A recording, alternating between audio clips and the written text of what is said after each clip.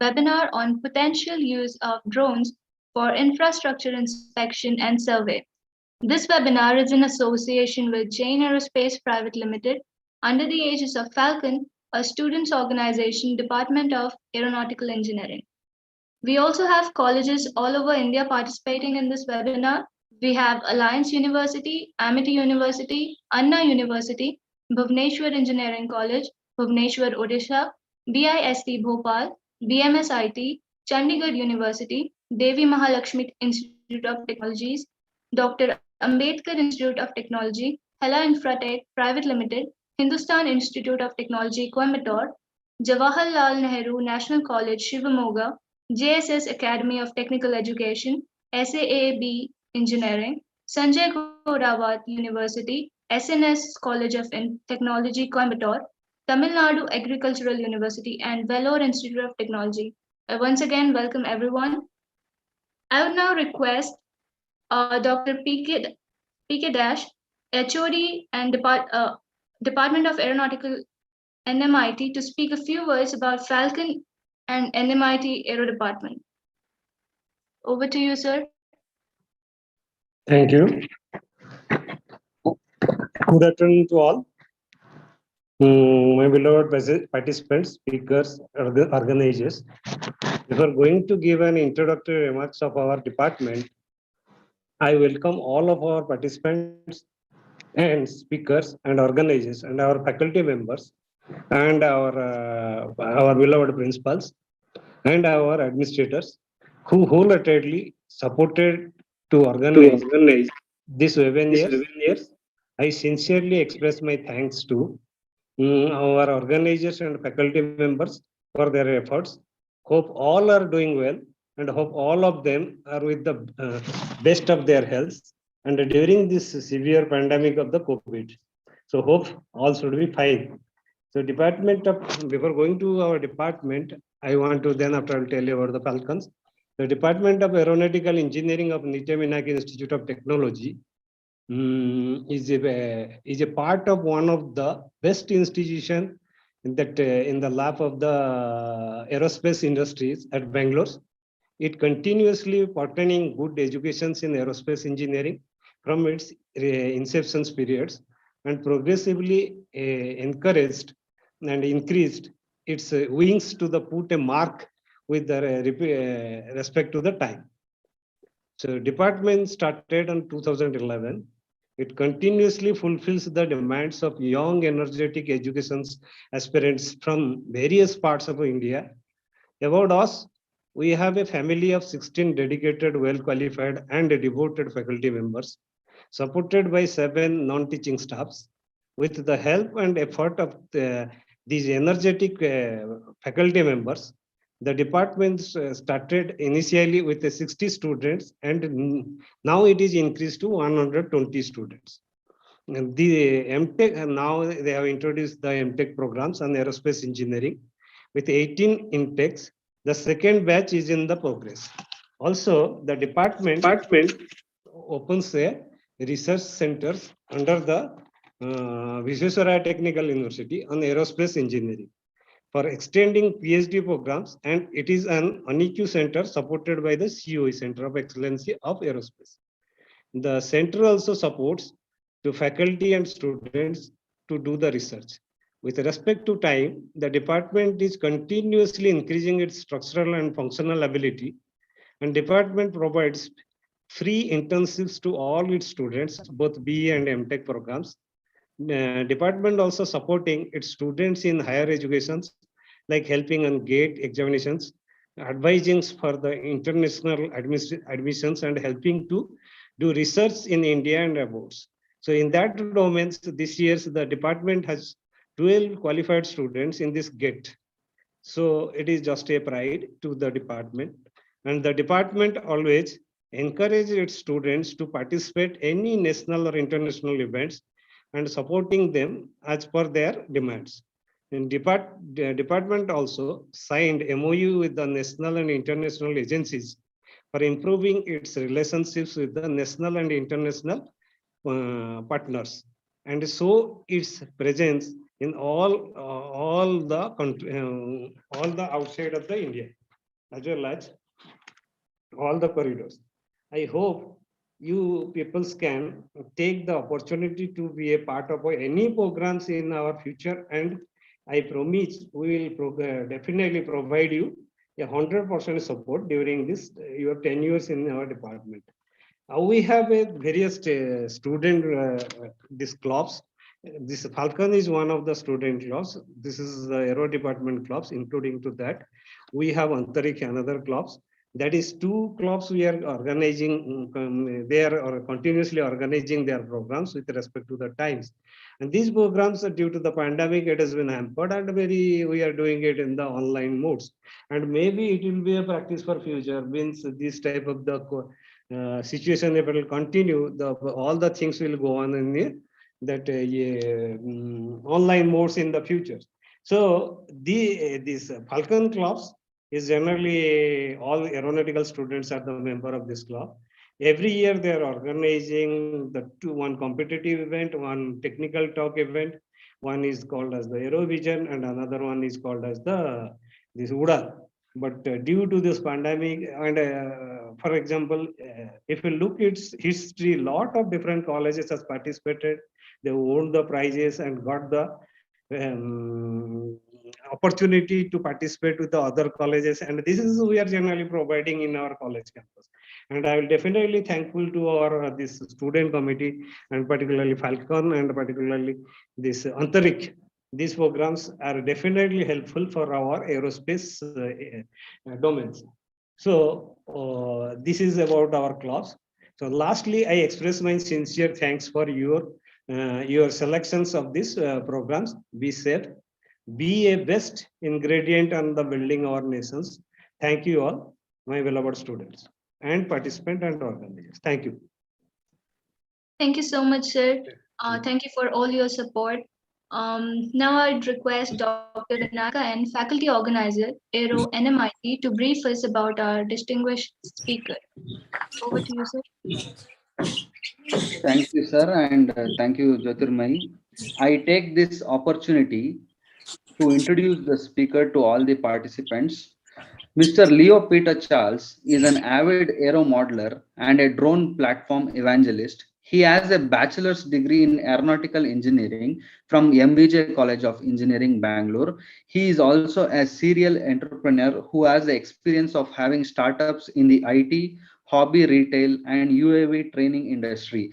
Mr. Leo has trained more than 5,000 plus students in aero modeling in his career spanning of 6 years as of now. He has also had the opportunity of training 100 plus drone pilots for the drone industry who are now employed in 15 plus companies worldwide.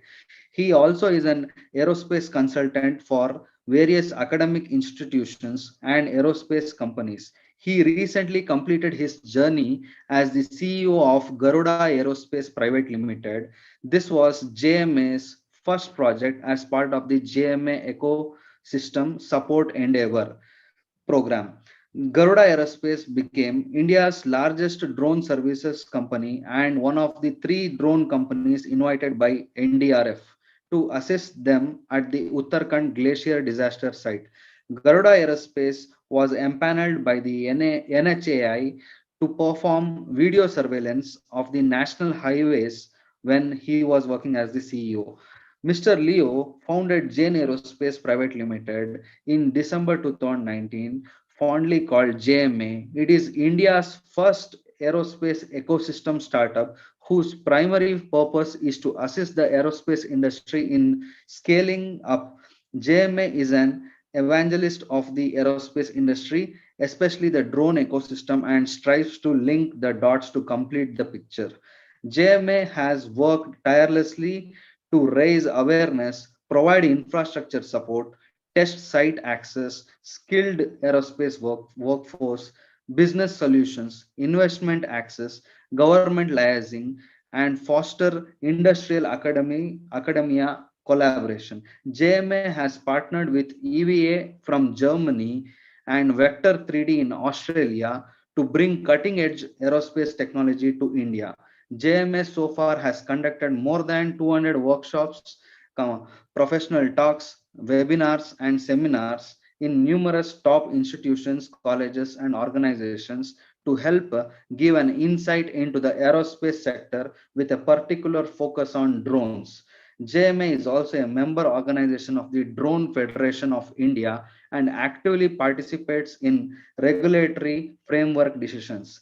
I now request Mr. Leo Peter Charles to deliver the technical talk on the topic potential use of drones for infrastructure inspection and survey to the audience. Thank you.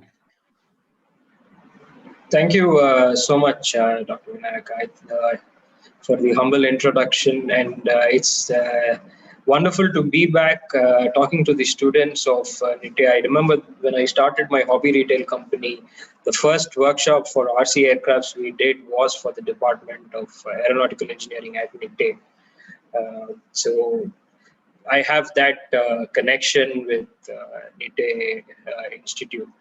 And it's really a privilege to be talking to the next generation of engineers as well as aerospace enthusiasts. And we will try to keep it not very formal and seminar-like. We will try to keep it more informal. And then this video hopefully will enthuse and inspire some of you to take up the cause of drones in India. So without much ado, we will move into the program. Next slide.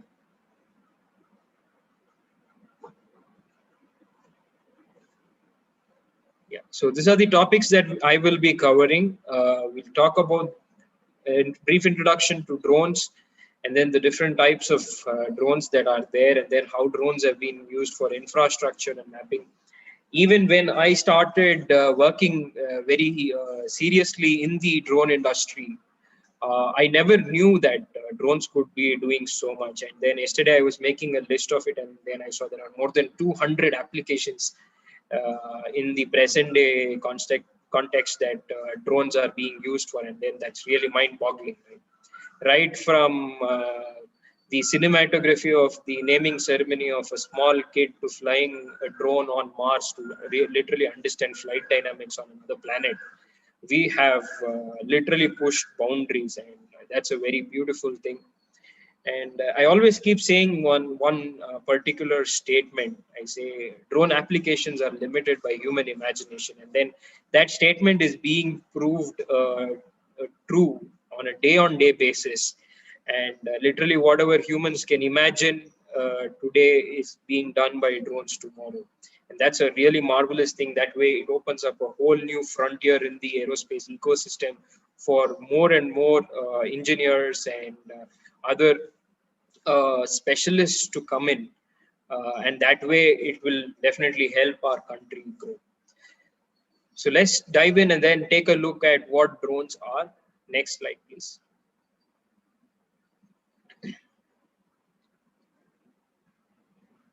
So what are really drones? This is a common term that we are now using for flying objects that are unmanned. But drones are not really only the UAV segment or the unmanned aerial vehicle segment. Drones are any vehicle that are remotely operated or autonomously operated through a command and control link and with a ground or a command station.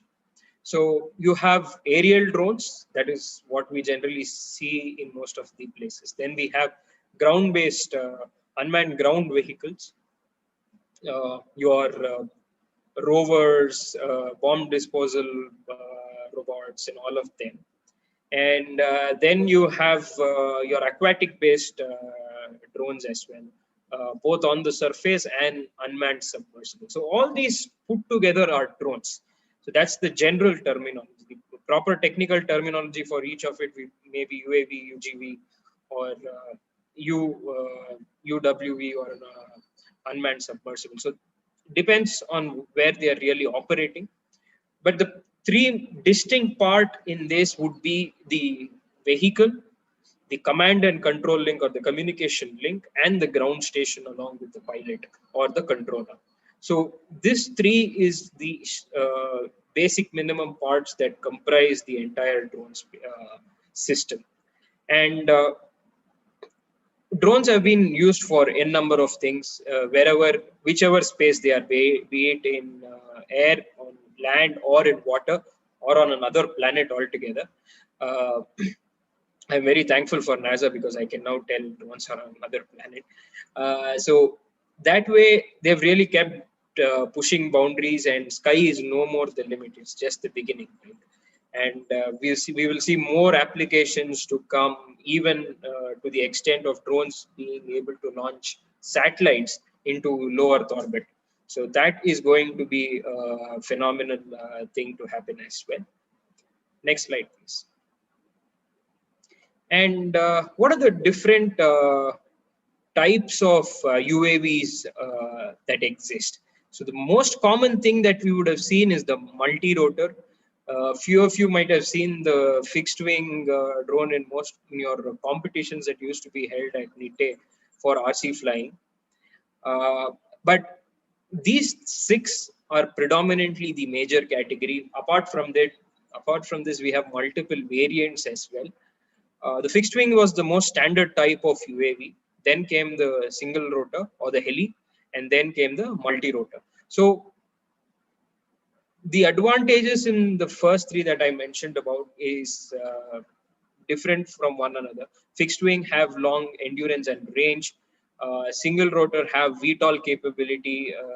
Multi-rotor have VTOL capability and larger payload lifting capability as well, with lesser stress on the structure, lesser vibrations, and overall weight of the aircraft being lower. So they have multiple advantages and disadvantages. It is predominantly dependent on the use case that you use these drones for.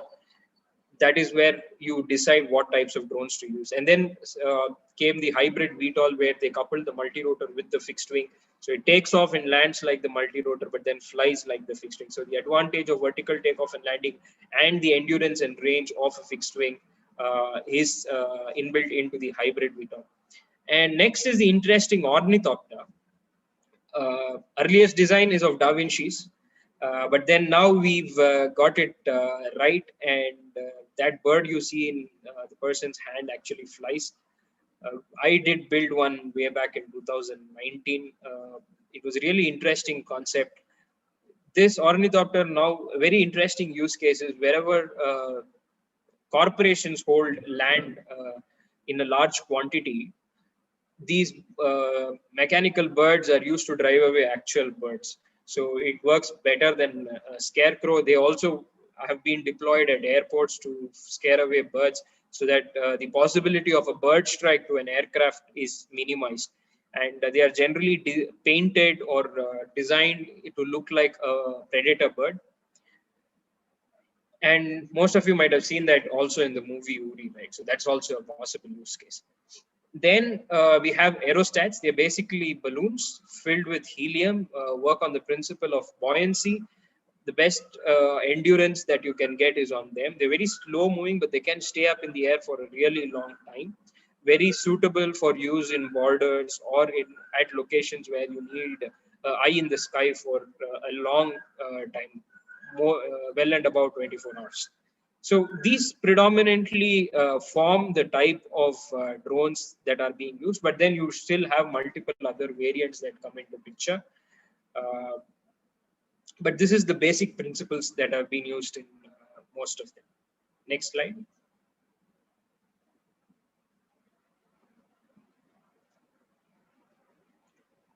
So we move into drones for infrastructure inspection. Now, why did somebody think of using drones for infrastructure inspection? This is something that we need to think about. Why did it make a very successful use case? Because the largest segment that uses drones is the energy segment, right? And the major case they are using drones is for inspection. Now, let us take oil and gas. The biggest asset that the oil and gas industry would have is their pipelines, because you can make the oil or the ships can bring the oil, but if you're not able to transport it, very large quantities, not the ones that fit in tankers. So you need longer pipes to transport. So that became one major case for monitoring, because people would tap into the pipe and steal the oil. That was happening. Corrosion and erosion and very erratic weather change would also create cracks, and wear and tear obviously is always there. So that needed to be inspected. But these pipes are hundreds of kilometers long. If somebody has to drive next to them on a daily basis, it would be really painstaking. So that way they came up with drones with thermal cameras that could inspect. Next thing they did was inspecting their assets, because the places where they distill oil, as you would have studied in your textbooks in different subjects, they're always in hot conditions. Some of the components or chemicals that they use are corrosive. Metal structure integrity has to be monitored, and these structures are always high. And climbing them when the plant is in operation is always risky, puts the life of the inspector, the safety inspector or the technical inspector, at risk. And if somebody falls from that height, even helmets would do little justice for protecting them. So these problems were there. And if you see, I've been to IOCL, HPCL. Anytime if you get an opportunity to visit HPCL in Chennai, you should. And the plant is really big. Entrance to center is 2 kilometers. And then to the next, the back gate is again another 2 kilometers. So there's a 4-kilometer road inside the plant itself. Now that much of asset needs to be monitored, inspected. You will also need to monitor people movement. You will need to monitor vehicle movement. CCTV doesn't just cut it off, is not cut off for it, because when you put CCTV cameras outside with the wires going through external surfaces of buildings, rats are the biggest problems that you could have. And these are actual use cases and problems that managers at these locations have shared with us. And for them, drones become really important. Apart from that, large bridges, let's say you have a bridge between two valleys, and then going down and inspecting the bridge becomes a very risky task.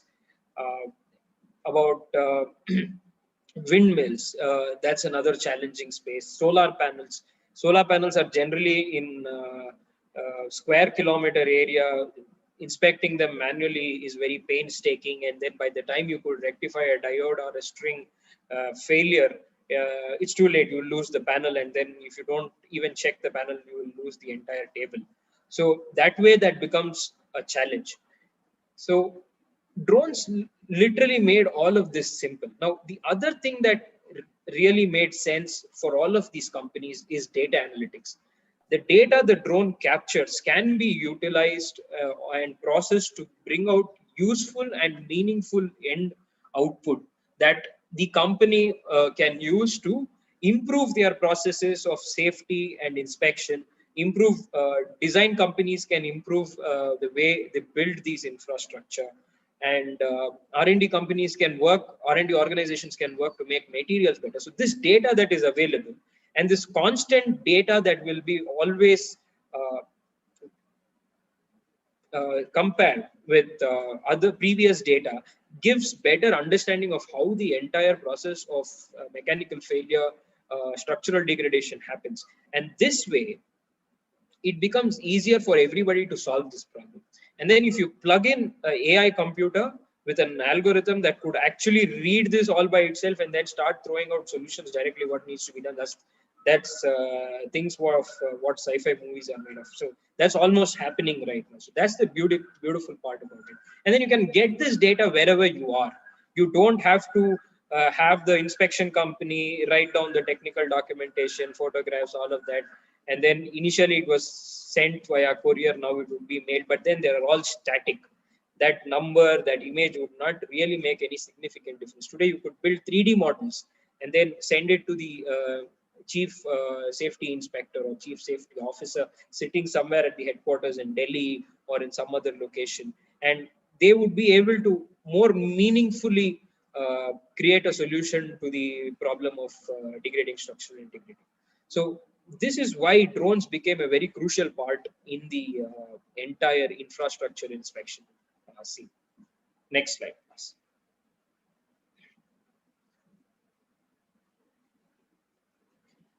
So this is a small schematics of how it works. Let's say the remote location is where the office is, and that's where the chief safety officer sits. Now, the company, any XYZ company, the power company, they could have wind turbines in Chitradurga. They could have electrical lines in, like very simple example is LND. They can have power lines somewhere. They can have wind turbines somewhere. They can have solar panels somewhere. They can be building an airport somewhere. They can be building a bridge somewhere. Building a large scale housing residential complex somewhere. Now, how does a centralized team take a call on this? What needs to be done where? How do they plan? Because every time, as much as the information passes from one person to other, the credibility of the information starts dropping, right? So it's very important you get the centralized team gets the direct information. So what they will do is generally call up a drone service provider or a drone operator in those locations, tell them, boss, go there, do this inspection, send us the data. They'll take the data and then process it and then come to meaningful conclusions. And based on that, they will have action items that will doled out. Now, otherwise, they will have to hire an inspection company, send them to that location. Imagine all the overhead costs, transportation costs, food, stay, and the time it takes for the report to reach the main organization. So all of this is a hassle. With drones, anybody can do data acquisition. That becomes the most easiest part. And the data processing and data analytics can happen at a centralized location at the headquarters. And this can happen within a day's span of time. So you tell somebody 2 days prior, you go for this, and then they go there, get this done. On the same evening, they will send you the hard disk or the pen drive or transfer it over cloud. All of that is possible. And that way, data is instantly sent to the main center, and then that becomes easy. You can pick and imagine the amount of work this is creating and the amount of waste prevention in wastage from due to transportation. People from there will be drone pilots in Chennai and they can do it. There are drone pilots in Bangalore and they can do it there. You don't have to send somebody from Delhi to this location and get it done. So that made this entire thing easier. So also you get high resolution images, you get thermal images, you get GPS based or GPS tagged images. That way you will be able to pinpoint problems at that specific location itself. So this is another advantage. You can create 3D models and send. This earlier was not possible with terrestrial photography equipment. It would take a lot of time, or hiring a helicopter was way too costly. So this is how it generally happens. Next slide, please.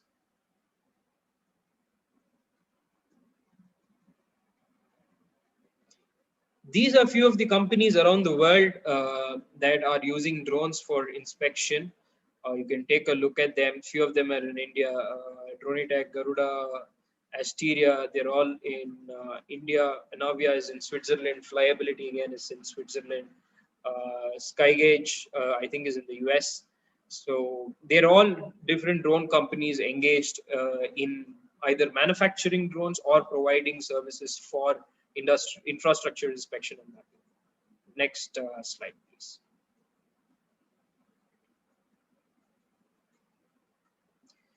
So what and all can we inspect? I think literally anything that can be inspected by one or two individuals.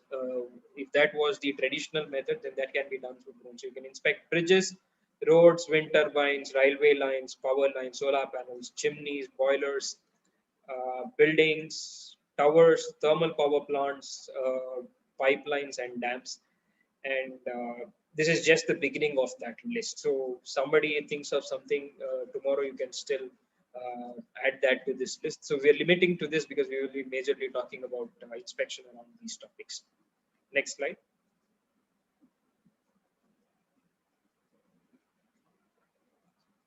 So this is drone inspection in oil and gas. So you have both onshore, offshore oil rigs and onshore oil rigs.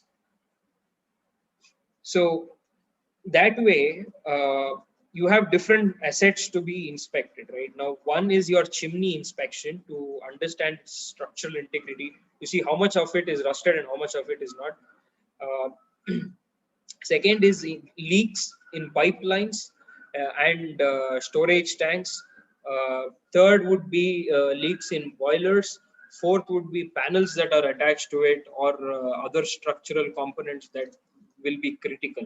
So you can do that. You can also map these locations continuously so that planning becomes easier later for any other construction at that location. And drones also do they do spectrum analysis for exhaust gas inspection for both for methane and other sulfur based gases. That way you can always keep a tab on your emissions and never be fined for violating environmental laws. This is a small schematic of how it's done. Next.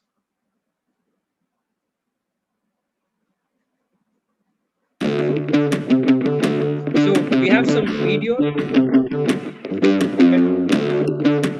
The big differentiator is that they've integrated it into one package. The data is stored on the UAV, so you can easily download it once you're on the ground. So once we land, we can Bluetooth the data down in literally less than a minute, bring it into a separate app on the same tablet and view it and review it, make sure we've got everything that we need. And then we can also drag it out into some other type of GIS database like Google Earth.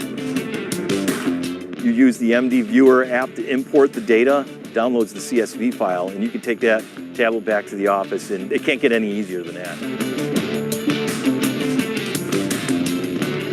The Microdrones M Detector 1000 series, you're able to not only map out the data that has been collected from the UAV after the fact, but also see real-time what the drone is viewing. So you can see a first-person view of what the sensor is looking at if you're flying over a pipeline to ensure you're staying over that pipeline, as well as the parts per million in methane gas that it's detecting at that point. So if you start to see that you're detecting gas in a certain area, you can stop the waypoint mission and actually fly over that area to kind of pinpoint where that methane gas leak is coming from. It turned it from going back to the office and doing a bunch of filters and sorts in Excel to you can analyze the data right out here in the field.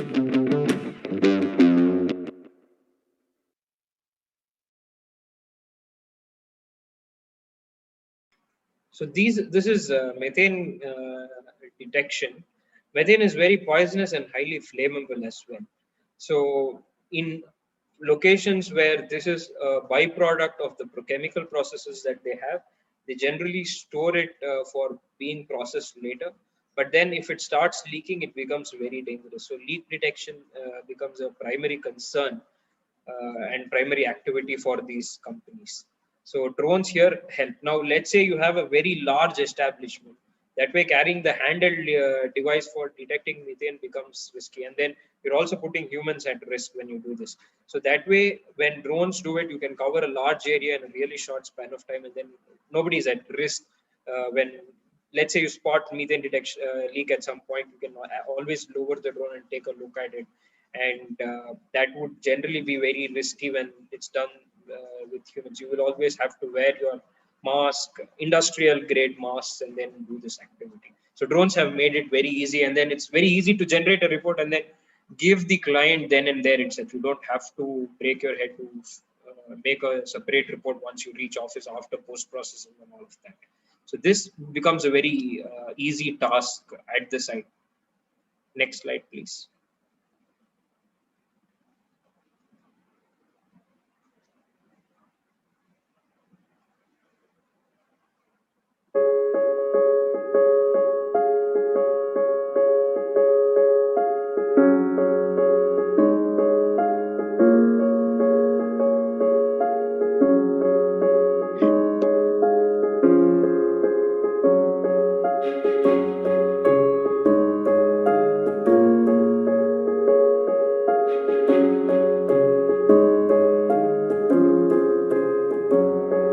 So here you can see that pink spot, right? That's a diode failure.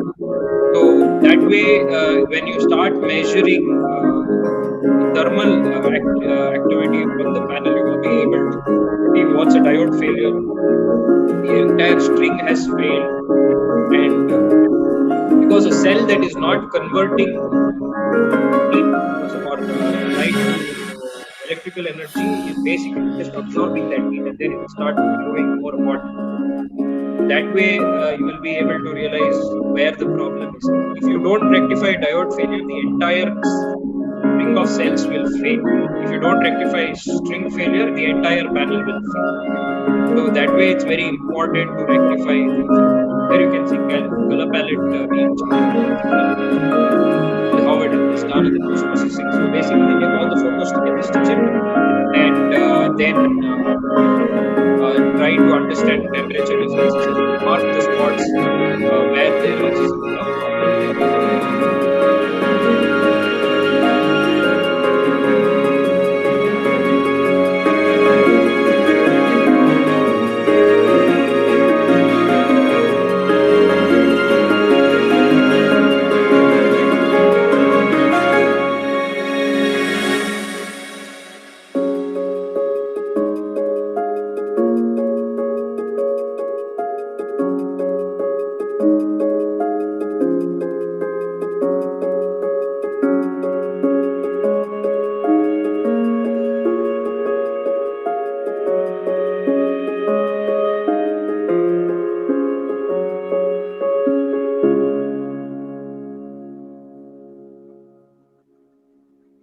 So that's solar panel inspection. Generally, the solar parks are 3-4 square kilometers, and measuring each panel manually is not possible. You just draw a map, the boundaries and the waypoints. Drones will fly automatically, take pictures, and then you collect that picture, put it into a software, stitch it together, and then you will be able to mark where the issues are and then give it to the client for further action. So that's in solar panels. Next slide.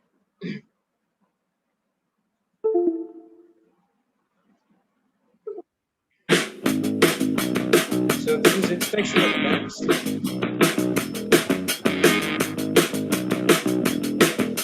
cracks, for any deformity,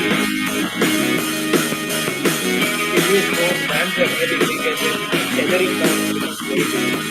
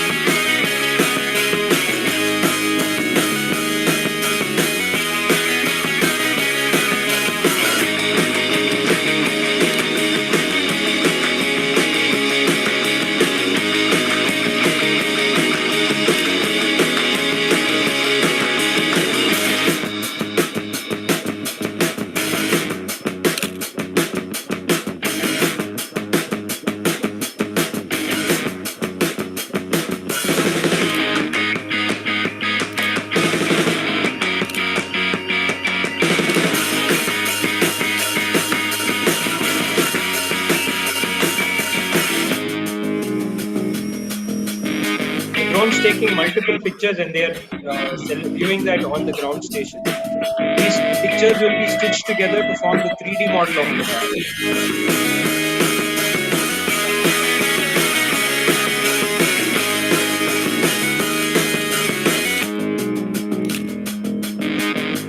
So here you can see the 3D reconstruction of the dam.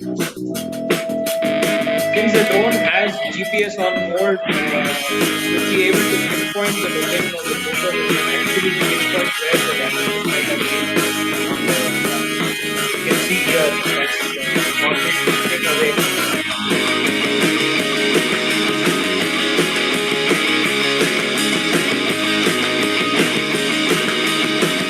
These tracks slowly left unattended will destroy the structural integrity of the damage. Then look at the high resolution images. And that's how close you can go and take the image. That makes it when you zoom out on the image, it will not be pixelated. So, and all of this all the image capturing can be done in a day. If you're going to tether down or use a crane to do it, the equipment, the time consumption is all really a hassle. So that way, drones make it a lot easier for inspection of large structures. Next slide, please. So this is inspection of a bridge by Skydio, AI-backed drone. So this does real-time reconstruction of the bridge as and when it takes photo. Very interesting concept.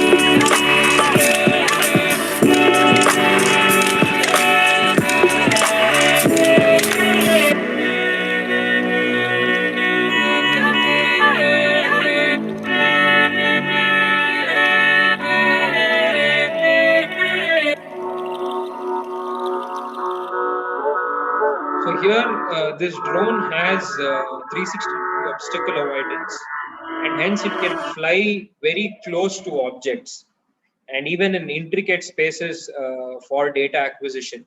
That way, you will be able to build a more detailed 3D model. Apart from that, it can generate the 3D model while taking pictures itself. That's a very interesting phenomenon that Skydio has added using AI technology into it. This way, the parts below the bridge becomes a little difficult to inspect just with tethering. You will need to take a boat there, anchor it, and then climb from the boat and take pictures. They're all hassle. The small drone goes into your backpack. You just go there, you mark the bridge, and then the drone starts taking picture and does what it's supposed to be doing. So that's the most beautiful part about having these systems. And then you don't need a ship, you don't need a lot of equipment. Just a person with the drone in the backpack on a bike or in a small car can go there and take it. So that's how easy it has made inspection altogether. And then that data can be live streamed, or post-processing data can be sent to the client immediately. Next slide.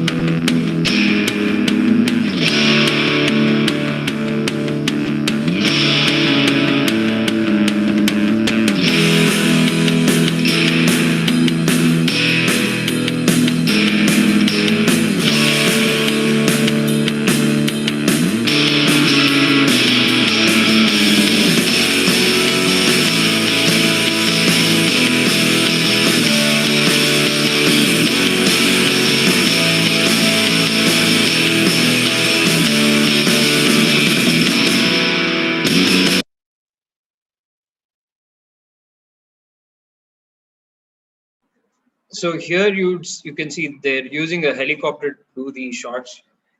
You can take close-up pictures of the turbine front part of it and the back part of the blades, the hub, the mast, the generator, both high-resolution visual image as well as high-resolution thermal images. You can fly as close as possible. You don't have to literally spend time climbing up, or you don't need to get a crane, or some of them are 250 feet and above. So you don't, or get a helicopter and land on them to do the inspection and then have to face a lot of problems. So this way you just go there, set up the drone, take off, take all those pictures, compile the report and send it to the client. With drones, you can complete 4 to 5 windmills a day. Humans max can do max 2 a day when you do with manual inspection. That becomes a big challenge because cost of inspection drastically goes up. That way, cost per unit of power produced also becomes costlier. This way it becomes more easier, faster, more the data acquired is more reliable, processing is more faster, and then action items becomes very meaningful for the manufacturing company that also provides the maintenance of it. Next slide.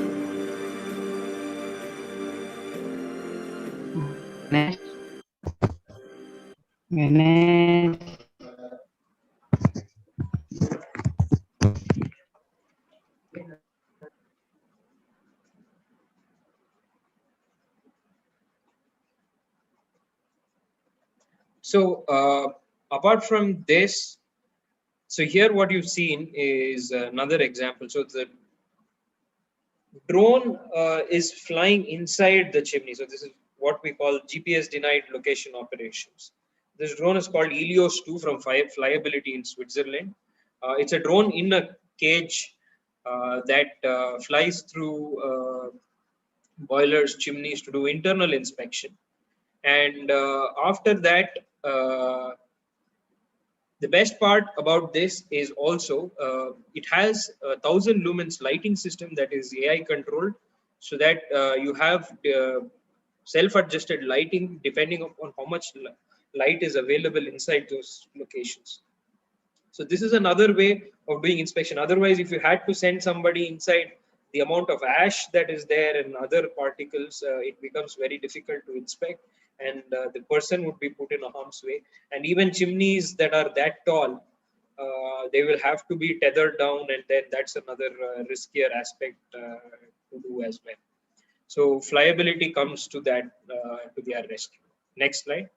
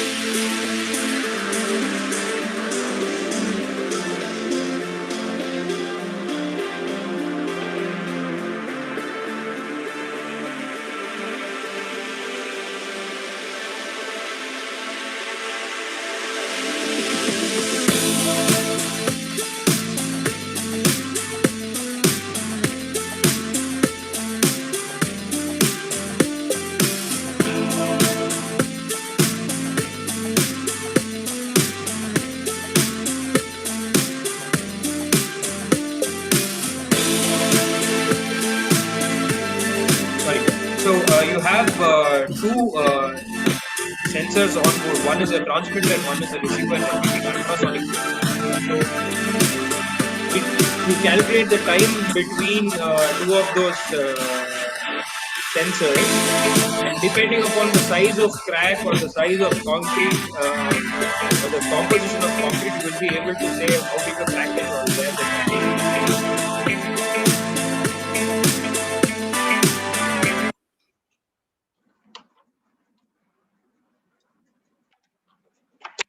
So this is a custom built device that has motors in different planes to be keep it stable, because there's a long arm and the sensors on the one end of the arm are really heavy.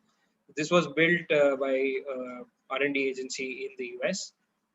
So this is also possible. That way you will be able to detect concrete cracks. Let's say you're doing metro inspection for those pillars, right? Those inspections, you have like in Bangalore, I think 6,000 pillars. So instead of parking a crane in traffic and then doing the inspection, you can literally have drones do it. So that is also a possibility. Next slide. Introducing the SkyGauge, unmanned system designed for both visual and wall thickness inspection. Using the SkyGauge, workers stay on the ground while the drone performs inspections in hazardous locations. Stability is fundamental for collecting thickness data because the inspection requires precise contact with the surface in predetermined locations. The SkyGauge is uniquely suited for this by reinventing how drones fly. It features a stable frame by tilting the rotors to control the aircraft. Flying near structures creates strong air turbulence.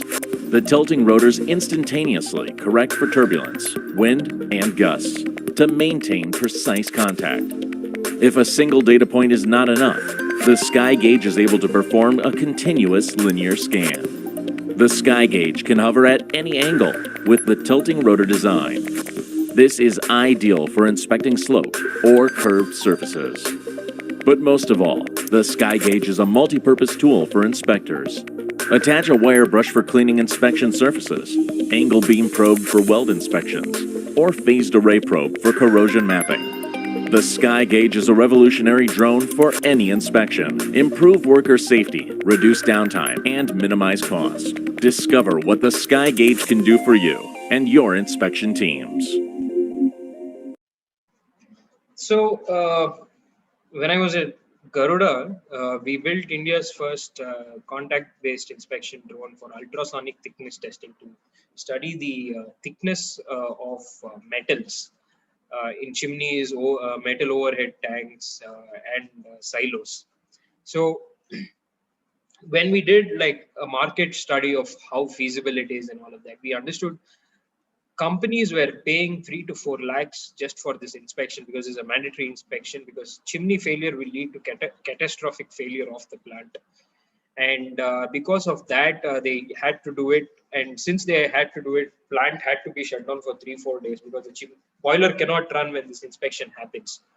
Generally, they have ladders on these chimneys, but as time progresses, even the ladder starts corroding and it becomes dangerous. So that time you will have to get a crane or build an external structure to climb and then do it, which is all time consuming, costly, and then still puts people at risk. Drones now are changing that entire scenario, and then providing high resolution imagery plus contact based inspection is now possible through drones. This way, what usually used to take 4 to 5 days now takes only under 4 to 5 hours. That's the beautiful part about it. So drones have drastically changed non-destructive testing itself, and many more applications are to come in this space in contact-based inspection. Next slide, please.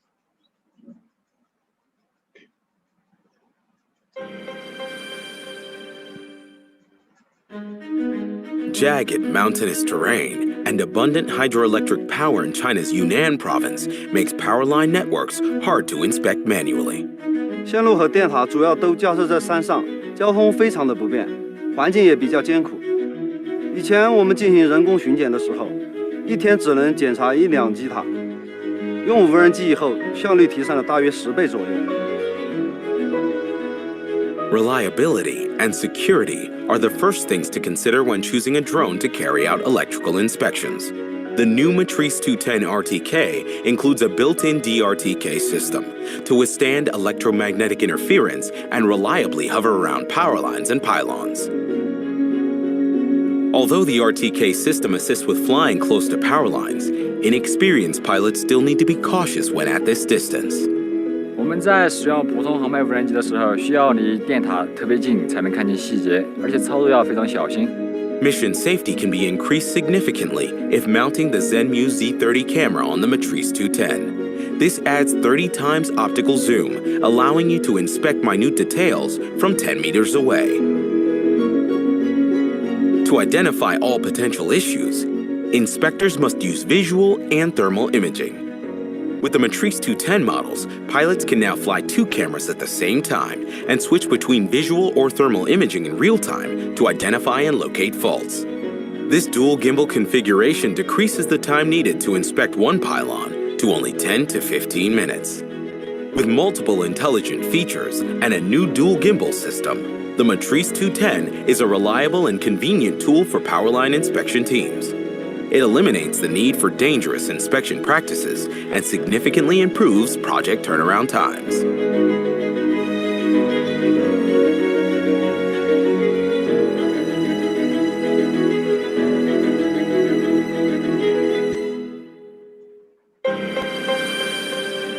So basically, there's a video for DJI Matrice 210, but then the use case that you saw right now.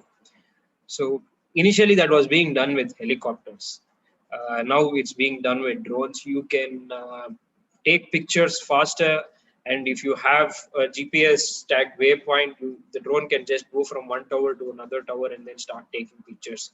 So that way you will be able to cover a lot of distance in very short span. There's another drone from France from the company called Delair in France called the DT26 surveillance, where you have a high resolution thermal and EO payload. This drone can fly for 2.5 hours. So basically, if you are mapping or if you're monitoring a national grid, you just map the entire electrical line, and then the drone will fly over it and then take pictures automatically. So that way you will be able to cover larger and longer distances as well. So that's another advantage, saves cost, saves time, doesn't put people at risk, better data acquisition, better data quality, data is not tampered with, and this is the benefit of having drones in power line inspection. Next slide, please. This is drones in pipeline inspection. Here again, they are using thermal camera to detect leaks or fluid or gas accumulation inside the pipeline because of multiple issues.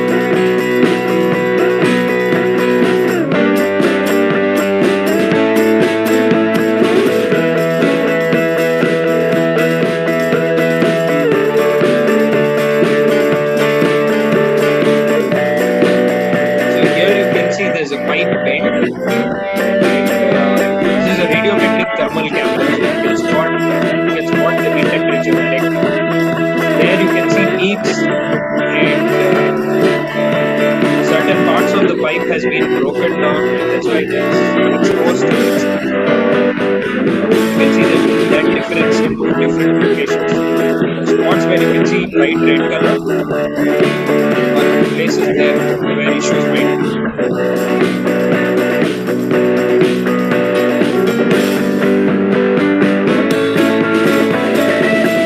You can take a picture of that location, and then somebody can go there and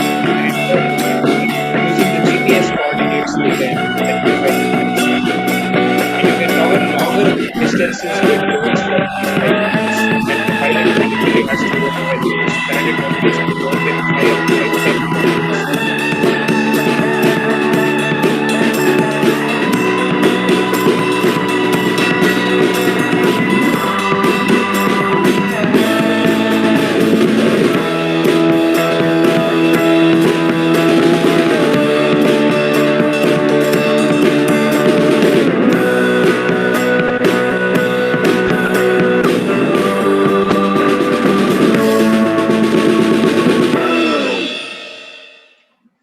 the use of drones in pipeline inspection.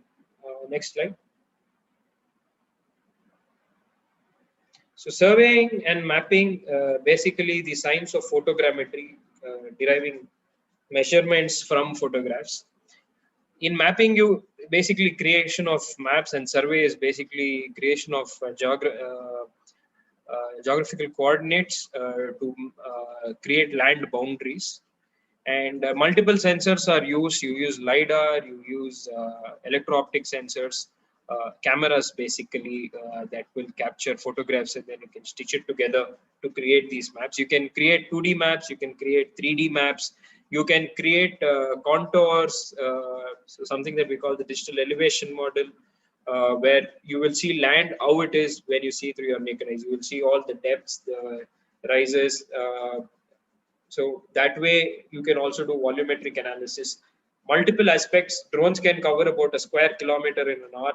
That's the best advantage there is with drones, and you get high resolution imagery, accuracies up to 5 centimeter and beyond.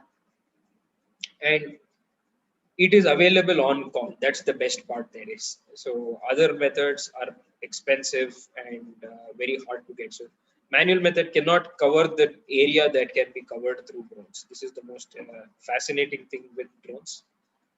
Next slide.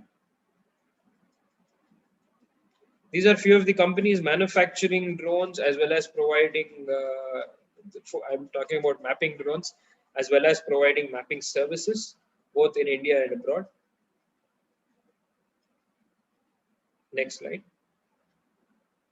So what do we do with surveying and mapping? We can do crop health monitoring. It can be used in mining, road survey, construction industry, buildings and architecture, ancient buildings and architecture. The archaeological department can use them to 3D reconstruct archaeological sites. You can do land survey, oil spill survey, infrastructure, natural risk zone survey like roads and rivers where flash flooding might be possible, or roads where land slides are possible. So these surveys can be done. Coral reef monitoring, and then wildlife conservation. So wildlife conservation will ensure that nobody encroaches into the forest region. That way, creating a better and more accurate forest map. Next slide. So this is in mining. Let's see, majorly used for volumetric analysis. Let's take a look at it. So here, it can be a coal mine, it can be an iron ore mine, depends on the stockpiles you can see there. This is all done through drone. So the polygon is drawn based on different elevation. There's a calculation with the focal length of the camera and all of that. And based on that, you will be able to calculate the volume of the stockpile.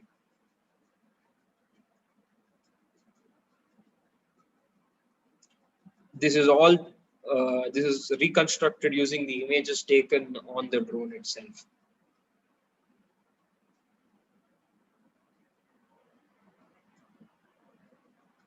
So that's how the mine looks.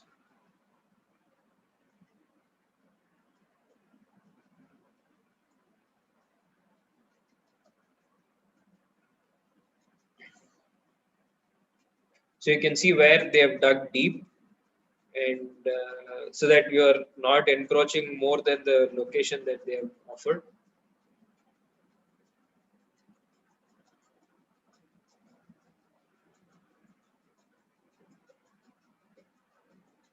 And these are all accurate measurements up to centimeter level.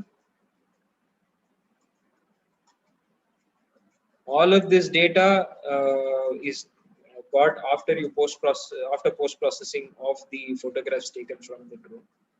You can calculate angle of slopes, angle of the different levels of the terrain, altitudes, heights at which the terrain is. And you can also monitor assets. Let's say you put trucks and all of that, excavator and everything at that location. You can even count them. That is also possible.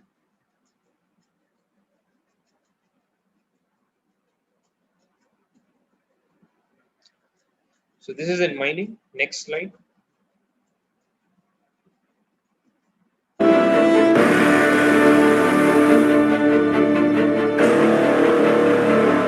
3D reconstruction that will happen. The Ariane Scout is a quadrotor. I just click on the map telling it where I want it to go and it'll just go there. I have the ability to create a target for the camera to look at. If I fly around in a circle, it'll keep that target in the camera at all times.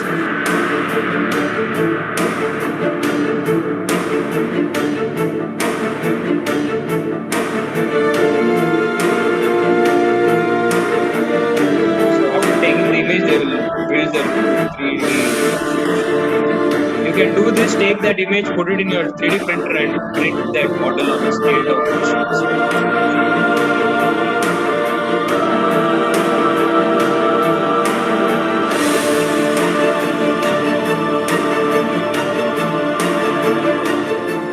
The way our software works is it's using the similar techniques that humans use when they use their two eyes to perceive their world in 3D. But instead of using only two eyes or two cameras, we are using thousands of images captured by a drone to combine these all together to have a consistent 3D model.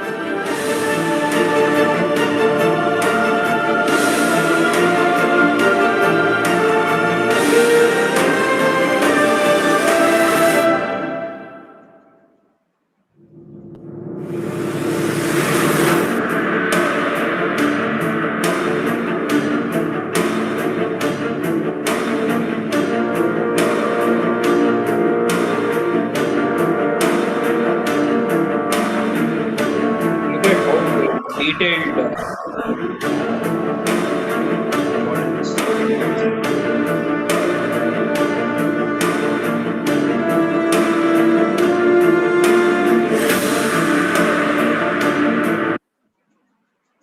that's about 3D mapping. Next slide, please.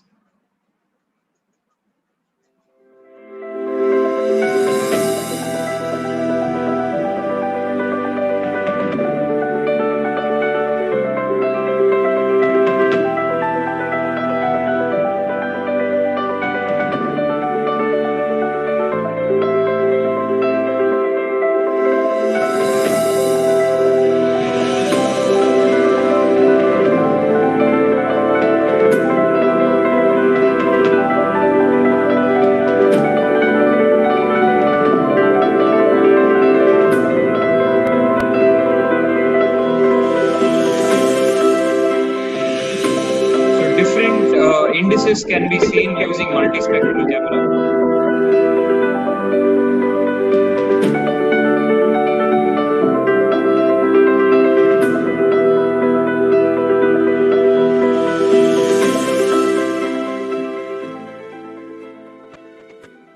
This is by Ideaforge, India's largest drone manufacturer.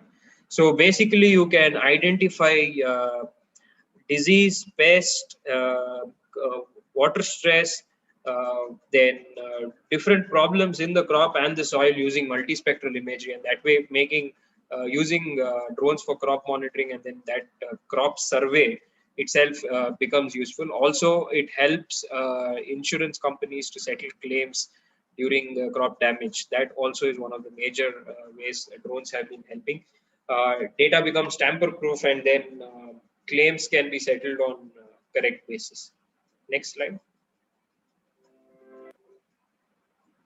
So that brings us to the major end of the presentation. I just talk about our organization. Started in 2019 with the sole purpose of helping the aerospace ecosystem in India to grow. We are neither drone manufacturers nor do we provide drone services, but all of us in the organization fly drones, and we've built them as well. But we majorly focus on providing certain services to the industry that will help them scale up. Next slide. So these are the services that we offer at the moment. The primary one being our advanced drone pilot training program, which I will talk to you about in the next slide. The next is the aerospace consultation that we do, where we provide skilled workforce to the industry. We also provide market analysis, business consultation, brand consultation, test site support, government liaising, all of that which was said during the introduction.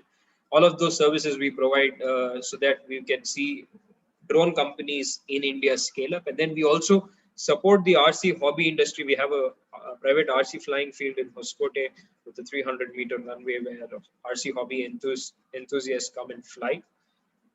Right now it's locked down, so nobody's flying. But once that is lifted, most of you who fly RC aircraft are welcome to come and fly there. Next slide. So the Advanced Drone Pilot Training Course is our flagship program that we are offering. It's a 25-day program with 20 days of core training and 5 days of soft skill training. 15 hours of simulation flying, 15 hours of real-time flying, and then we have another additional 5 hours of advanced flying with cinematography, mapping, and irrigation. Also, we have soft skill training and then placement assistance for people who are looking for jobs. This is predominantly built to supply drone pilots to the industry. It's a very solid program for anybody to join, because this will give you inroads into the drone industry itself, where you could then start moving into other segments of drone industry, whether you join a drone service provider or a drone manufacturer. Today, the largest requirement for drones industry is the pilots, and I think that puts up a very good opportunity for all of you who would like to start your career in this segment.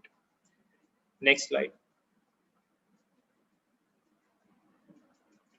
For all of you aspiring entrepreneurs out there, we're starting a Flight 100 program. It's an international program for 100 people from across the globe, 45-day intense boot camp, and we are looking to start 100 companies or help start 100 companies along with these candidates in the drone segment for various applications as well as product manufacturing. We will cover all aspects of business building and all of that stuff. But very important this is mostly for people who would like to start their own company, and for those who would start the company right after we finish the program. So if you're really interested and would like to be part of it, you can leave your remark in the feedback form.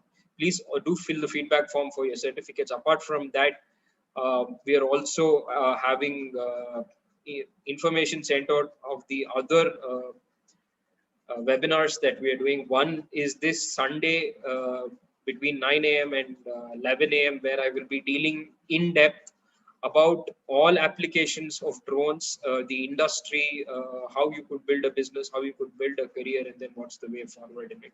And even I will be talking about the UAS 2021 regulations. So those of you who are willing to be part of that, it's a detailed presentation. You can always leave your consent for that, and then my team will get back to you. And the feedback form always helps us to improve our presentation. So I request you to fill that.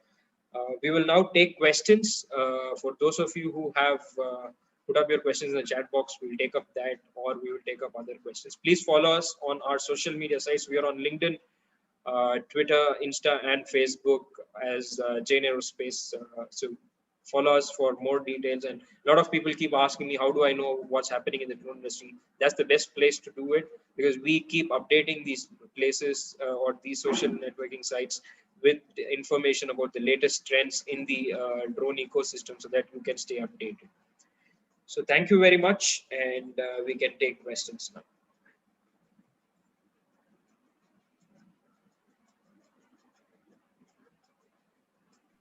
Thank you so much, sir, for the valuable technical talk. I think we can move on to the Q&A session. Attendees, please put down your questions and queries in the chat box.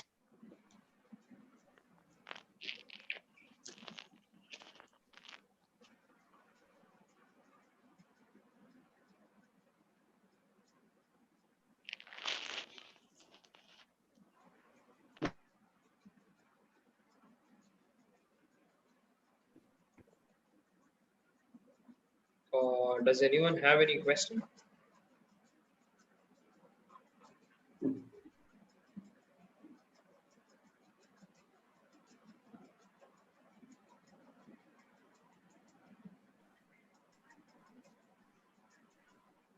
We have one person. Can you go with your doubt? Yeah, you can ask your question. Yeah, an MIT cadet. Cadet Put down your Shashidhar. question.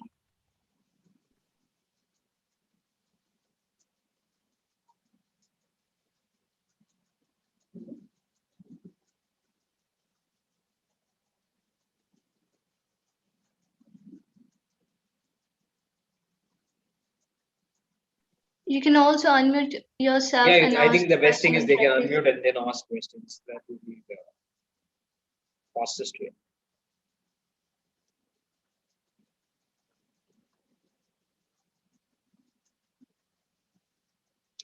Okay, this is the standard question.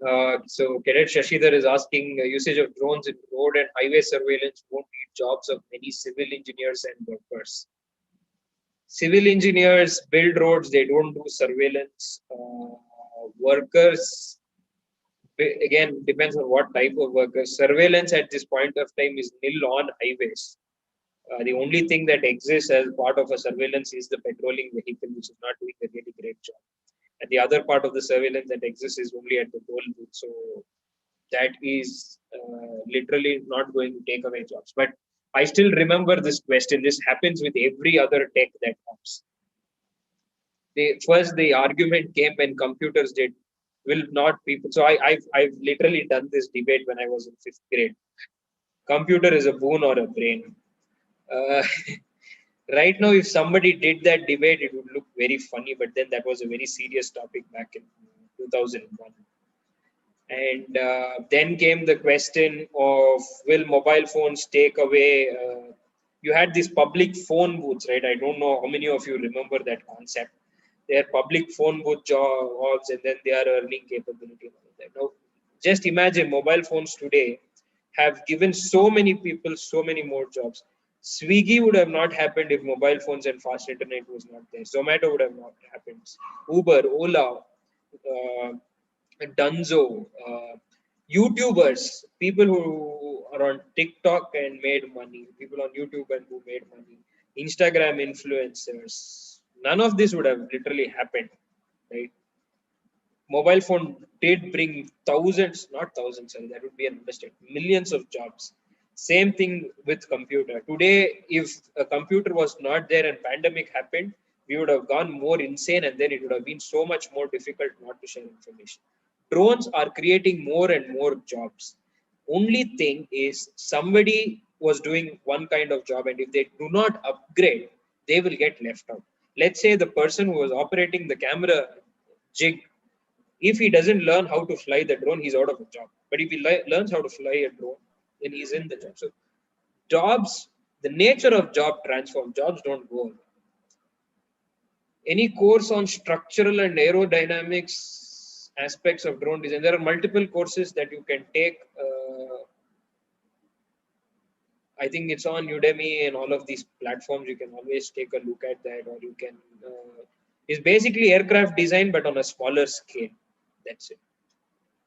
Can you throw some light on amphibious drone for underwater surveillance, about wireless communication in real-time application, and details about camera to be used? Wow, that's another seminar altogether. Amphibious drones, there are UAVs that can fly as well as operate as a submersible. You have UGVs that can operate and on land and in water. It really depends on the use case. I personally have not come across any. I've just seen ads for toys in the drone segment. If there are, please let me know. But I think that would be a really fascinating use case, but it would be more in the military segment or in underwater cable pulling segment. Wireless communication in real-time application. I would need some clarity on what exactly you will need a camera. You will need a trigger for that. You can use any camera that is compatible. Depends on the application as well. You can go with the Sony Alpha 1500 or any variants like that. Again, it is all application specific.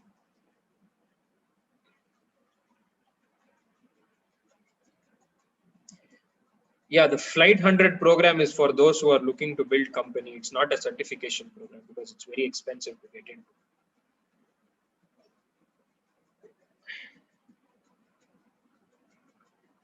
Comparison between ready-made UAVs available in the market versus UAV designed and built by us, which one is mostly preferred? I would tell, to be very brutally honest, it is off-the-shelf UAVs that are best at this point of time. China leads that segment because either they've had a head start or they have better support from the ecosystem that they are in. They have been building best of the drones, but then India and other nations are catching up. Off the shelf is pretty much best because a lot of R&D has gone through. Now, when we started and when those nations started, the time difference is too great. I do not know a solution how you can catch up to that time difference.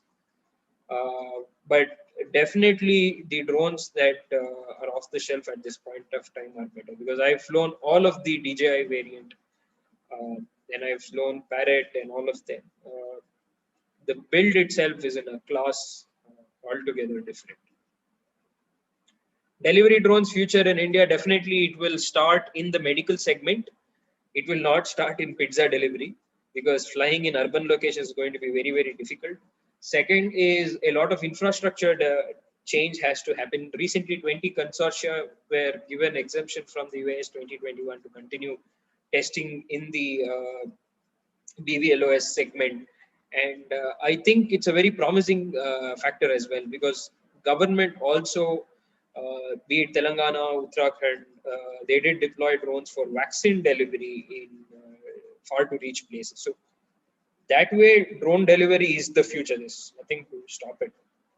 It's just that it's just taking time at this point of time because there's regulation that needs to come into picture.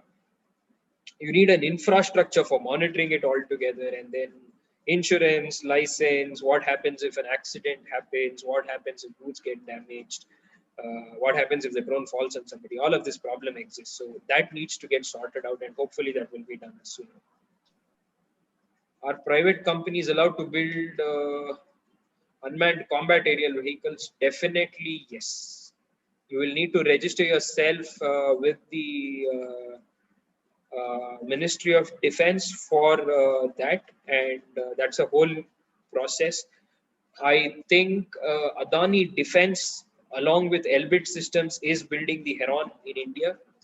Apart from that, Dynamatics Old-Land Aerospace has some part of building of the Searcher or some other variant of the Israeli aerospace industry's drones, and HAL builds them. So you just need permission from the Ministry of Defense. There's some process for it. You can write to me and then I will get that information and share it with you before you can start UCAVs. But then the amount of capital you require for building those is pretty huge. Camera and water, I have no clue. I have never used it. Prahlad is asking this. Real-time communication underwater, how efficient it is. Radio waves, I don't think they are efficient, but I do not have expertise in that domain. So unfortunately, I'm not able to answer. Please leave your email address. I will check with my friends in the marine engineering division to get an answer for you. For more information, you can ping us on any of the social media platform on Facebook, Insta, or LinkedIn, and I will reply. Or you can write us to info@jainaerospace.co.in and I will reply for the mail. Or you can also reach out to me on my personal handles, Leo Peter Charles, on all of the platforms, and I will reply. I think that's all for the questions. Any more else, or we can conclude, I think.